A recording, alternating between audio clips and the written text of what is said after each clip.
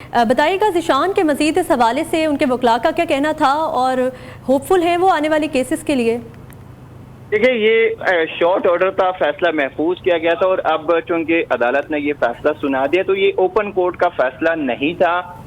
لیکن ظاہر ہے پی ٹی آئی کے جو وکلاء ہوں گے وہ اس فیصلے کے یا دیگر فیصلوں کے لیے پر امید ہوں گے، کیونکہ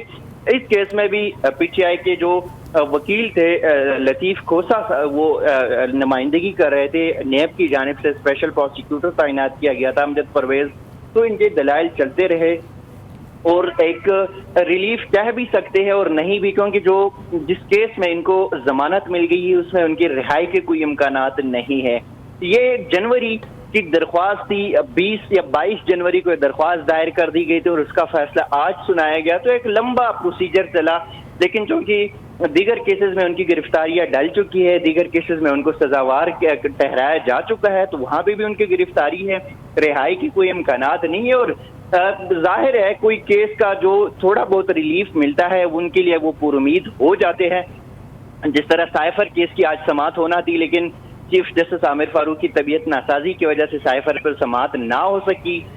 غیر شرعی نکاح کا کیس تھا، اس پہ بھی آج ان کے وکیل سلمان اکرم راجہ نے جواب الجواب جمع کروایا، تو 23 مئی کو اس پہ بھی سماعت ہوگی۔ اب اس کیس میں جس حد تک ان کو ایک عارضی ریلیف تو دیا گیا، لیکن چونکہ اس کو پرماننٹ ریلیف یا کنفرم ریلیف اسی لیے نہیں کہا جا سکتا کیونکہ بہت جلد اس کیس کا فیصلہ بھی آنے والا ہے۔ جی،